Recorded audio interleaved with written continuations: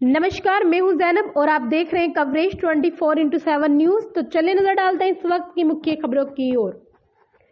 विधानसभा चुनाव की गतिविधियां लगातार तेजी होती जा रही हैं। प्रत्याशियों द्वारा जनसंपर्क अभियान चलाया जा रहा है। प्रत्याशी अपने अपने विधानसभा क्षेत्र में लोगों के बीच जाकर विकास के नाम पर वोट मांग रहे हैं। तो वहीं मथुरा वृंदावन विधानसभा सीट पर कांग्रेस प्रत्याशी प्रदीप माथुर भी घर घर जाकर वोट मांग रहे हैं, लेकिन चुनाव के दौरान उनकी शारीरिक परेशानी होने के कारण वे 27 जनवरी से लेकर 29 जनवरी तक जनपद से बाहर रहेंगे। इस दौरान उनके समर्थक ही चुनाव प्रचार के माध्यम से जनता से वोट मांगने की अपील करेंगे। यह जानकारी मथुरा वृंदावन विधानसभा क्षेत्र के कांग्रेस प्रत्याशी प्रदीप माथुर ने मंगलवार को एक पत्रकार वार्ता के माध्यम से दी। उन्होंने कहा कि उनकी शारीरिक परेशानी होने के कारण उनका दिल्ली में ऑपरेशन होना है। इस बीच उनके समर्थक वे पारिवारिक जनता के बीच जाकर चुनाव प्रचार करेंगे और उन्होंने जनपद की जनता से अपील की है कि वे सभी अपने आप को प्रदीप माथुर ही समझे।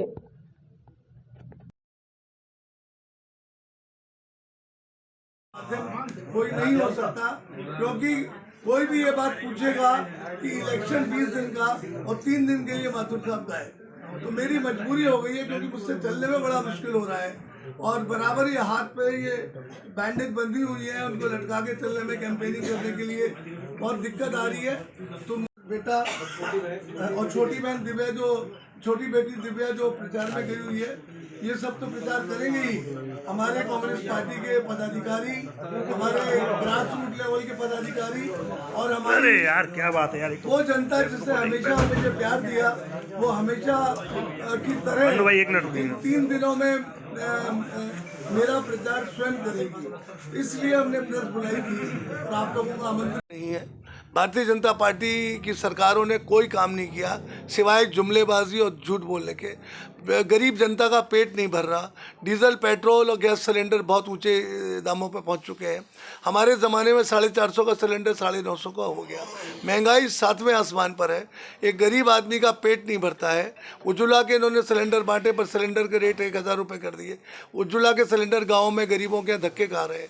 उनके लिए सिलेंडरों के भरवाने के लिए पैसे नहीं है। ये खाली राशन बांटने से इलेक्शन के दौरान एक स्थायी समाधान नहीं है। ना ये मिनिमम सपोर्ट प्राइस दे पाए किसानों को। किसानों के तो ये जन्मजात विरोधी हैं। ये पूंजीवादी व्यवस्था के लोग हैं, अडानी और अंबानी के लोग हैं। ये किसानों के कर्जे माफ़ नहीं कर सकते, ये पूंजीपतियों के कर्जे माफ़ करते हैं जो इन्होंने किए। प्रचार के दौरान नहीं रहूँगा। नीचे कर लो बेटा, नहीं नीचे कर लो। हाँ जी, आप फिर से बोलूँ? हाँ, नहीं चालू करो। मैं 3 दिन के लिए 27, 28, 29 को प्रचार अपना जो इलेक्शन का कैंपेन चल रहा है उसमें नहीं रहूँगा, तो जनता को महसूस होगा मेरी अनुपस्थिति। इसलिए मैंने ये प्रेस कॉन्फ्रेंस बुलाई अपने परिजनों के साथ।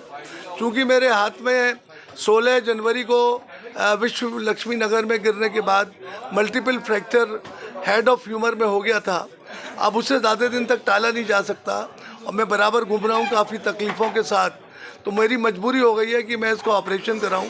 मल्टीपल फ्रैक्चर है, यदि मैंने इसका ऑपरेशन नहीं कराया तो हड्डी गलत जुड़ जाएंगी और अब भविष्य के लिए प्रॉब्लम होगी।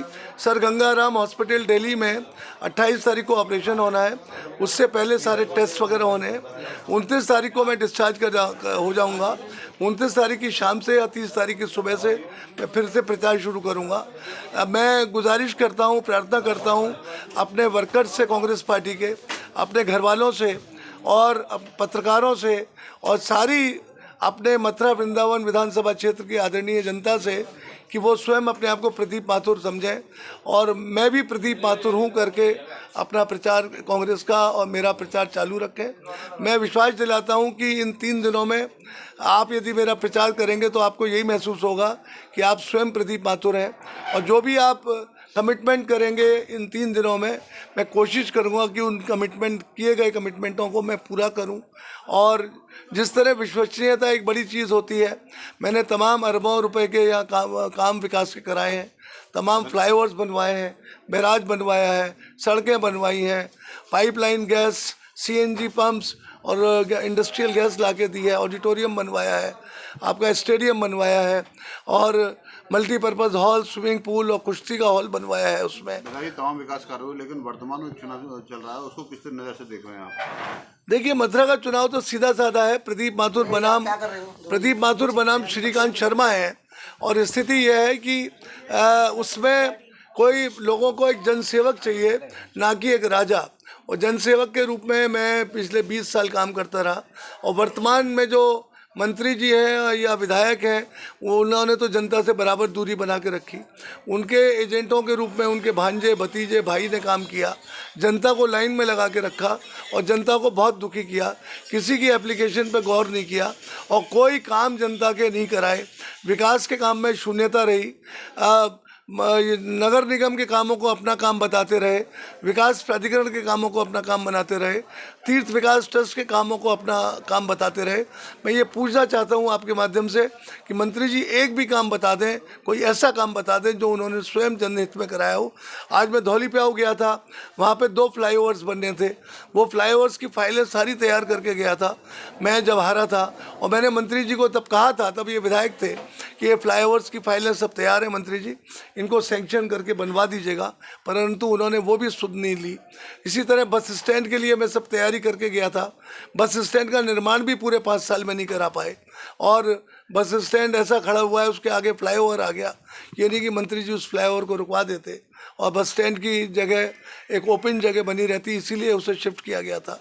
इसी तरह वृंदावन का बस स्टैंड बनाया, वृंदावन में सब्जी मंडी, फूलों की मंडी, अनाज मंडी बनाई, सड़कें बनवाई। तो मैं समझता हूँ कि मथुरा का काम ये पार्टी लेवल का नहीं है।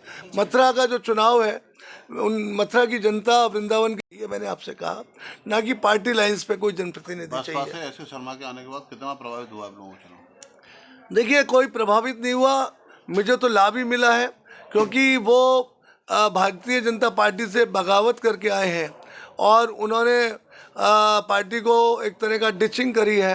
तो जनता को क्या विश्वास होगा कि वो बसपा में आकर उनके साथ जनता के साथ विश्वासघात नहीं करेंगे। और लाभ और फैसला जो है, लाभ और नुकसान तो जब मतपत्र खुलेंगे, बैलेट बॉक्सेस खुलेंगे, तब पता लगेगा किसको क्या लाभ हुआ, किसको क्या नुकसान हुआ। लगातार कांग्रेस के नेता कांग्रेस को छोड़कर बीजेपी में जा रहे हैं, किस तरह से देखते हैं? देखिए, ऐसा है, जिनकी जो इच्छा है, जो लोग छोड़ रहे हैं, उनको बहुत कुछ मिला और सब कुछ नेहरू गांधी परिवार ने दिया, कांग्रेस ने दिया, मंत्री तक बनाया 2-2 बार, उनको ऑर्गेनाइजेशन में बहुत बड़ी बड़ी जगह दी, उनको पूरा सम्मान दिया। वो और क्या चाहते हैं? उनकी रिकॉग्निशन ही पार्टी की वजह से हुई। ये दुर्भाग्य है पार्टी का कि जिनको ज़्यादा सम्मान दे दिया जाता है, जिसके लायक वो नहीं होते, और वो पार्टी छोड़ के पार्टी को ब्लैकमेल करते हैं। ऐसे आया राम गया राम से कोई फ़र्क नहीं पड़ने वाला पार्टी को। अगर बात